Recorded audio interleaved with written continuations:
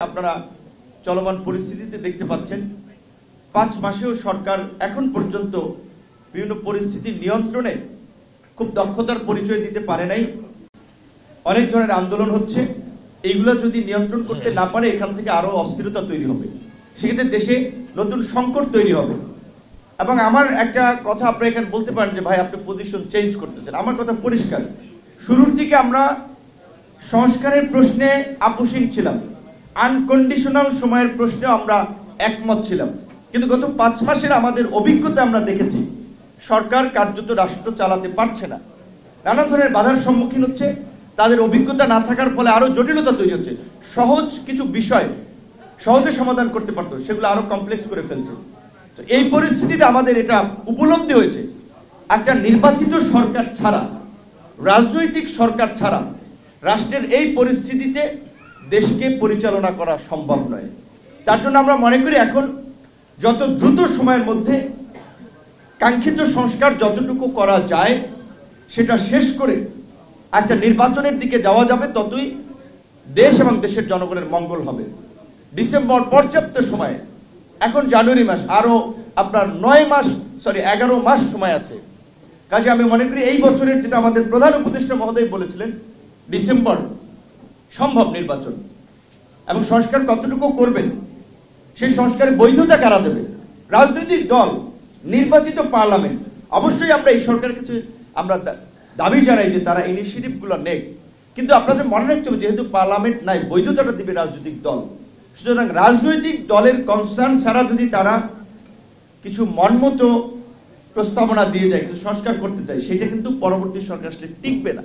আমরা বারবার শুরু থেকে বলেছিলাম যে রাজনৈতিক ঐক্যমত বজায় রেখে, রাজনৈতিক ঐক্যমতের ভিত্তিতে আপনারা সংস্কারগুলো করুন।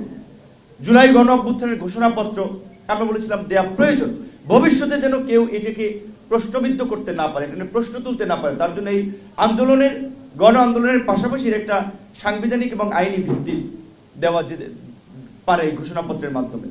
কিন্তু এই ঘোষণাপত্রে অবশ্যই তাহলে শুধুমাত্র আন্দোলন, এই আজকের কোটা সংস্কার আন্দোলন, যে আন্দোলনকে কেন্দ্র করে এই গণ অভ্যুত্থান, এই আন্দোলন তো আমরা জন্ম দিয়েছিলাম 2018 সালে, মুক্তিযুদ্ধ হচ্ছে 9 মাস। এই আন্দোলন করেছিলাম আমরা 17 ফেব্রুয়ারি থেকে 4 অক্টোবর প্রজ্ঞাপন পর্যন্ত, 8.5 মাসের বেশি সময় ধরে আন্দোলন করেছিলাম। একই বছর স্কুলগামী শিক্ষার্থীদের যে নিরাপদ সড়ক আন্দোলন, এগুলো তরুণদেরকে সাহসী করেছিল, উদ্বুদ্ধ করেছিল প্রতিবাদ করার জন্য, এবং রাজনৈতিক দলের নেতৃবৃন্দের সংগ্রাম, এগুলো এক হয়ে আজকের এই গণ অভ্যুত্থান হয়েছে।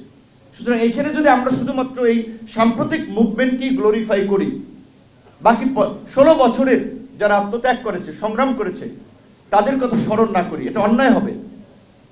এই জুলাই গণ অভ্যুত্থানে যেমন আহত এবং নিহতদেরকে সহযোগিতা করা হচ্ছে রাষ্ট্রীয়ভাবে, আমি মনে করি শুধু জুলাই গণ অভ্যুত্থান না, গত 16 বছরের ফ্যাসিবাদের আমলে যারা নিষ্পেষিত, নির্যাতিত হয়েছে, অঙ্গ হারিয়েছে, প্রাণ হারিয়েছে, যে সমস্ত পরিবার ক্ষতিগ্রস্ত হয়েছে, এই সরকারের উচিত যে তাদের তালিকা তৈরি করে তাদেরকে সহযোগিতা করে এবং রাষ্ট্রীয় পর্যায় থেকে সম্মাননা জানানো। জুলাই গণ অভ্যুত্থানের যদি ঘোষণাপত্র দেওয়া হয়, সেটা অবশ্যই রাজনৈতিক ঐক্যমতের ভিত্তিতে, এবং সেই ঘোষণাপত্র অবশ্যই এই 16 বছরের একটা আন্দোলন সংগ্রামের সঠিক ইতিহাস এবং এই আন্দোলন সংগ্রামের জায়গা থেকেই যে একটা গণ অভ্যুত্থান অনিবার্য হয়ে পড়েছিল, সেটা উল্লেখ থাকতে হবে। রাজনৈতিক নেতৃবৃন্দ সহ সমাজের বিভিন্ন শ্রেণী পেশার মানুষের অবদানের স্বীকৃতি থাকতে হবে, আমরা এটা চাই। ঢালাইয়ে দৃঢ়তা, নির্মাণে নিশ্চয়তা, প্রিমিয়ার সিমেন্ট, ঢালাইয়ের রাজা।